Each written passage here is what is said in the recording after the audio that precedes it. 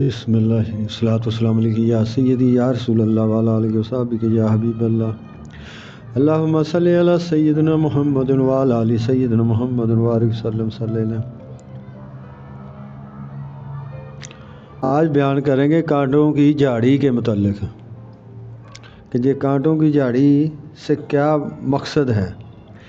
एक मुंह के मीठे दिल के खोटे शख्स ने बीच रास्ते में कांटों की झाड़ी उगने दी।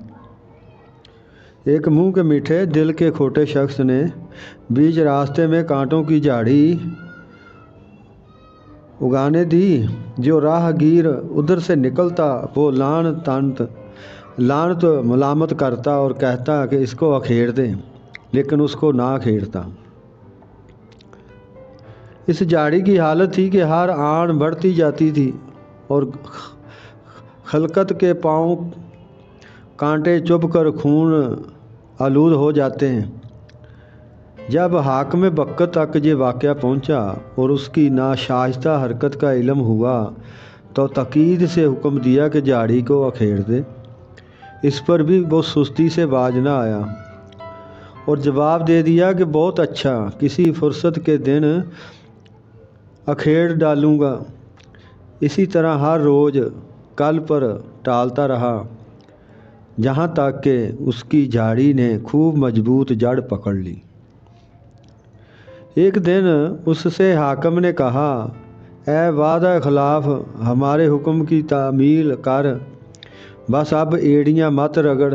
तू जो रोज़ कल कहता है कि ये जान ले कि जिस कदर ज़्यादा मुद्दत गुजरेगी उसी कदर बुराई का दरख्त ज़्यादातर ताज़ा होगा और अखेड़ने वाला बूढ़ा और हाकिम जोर होता जाएगा और दरख्त मजबूत और तू बूढ़ा हुआ जाता है। लिहाजा जल्दी कर और इस मौका को हाथ से जाने न दे।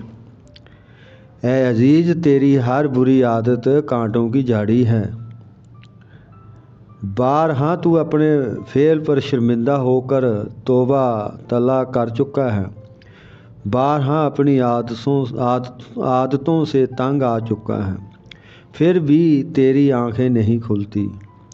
दूसरों की तकलीफ़ जो तेरे ही बुरे औसाफ की वजह से है, अगर इसकी परवाह नहीं तो खैर जाने दे। क्या तुझे अपना जख्म भी महसूस नहीं होता। ये था आज का बयान। अल्लाहुम्मा सल्ली अला सय्यिदना मुहम्मद व अला आलि सय्यिदना मुहम्मद बारिक वसल्लम।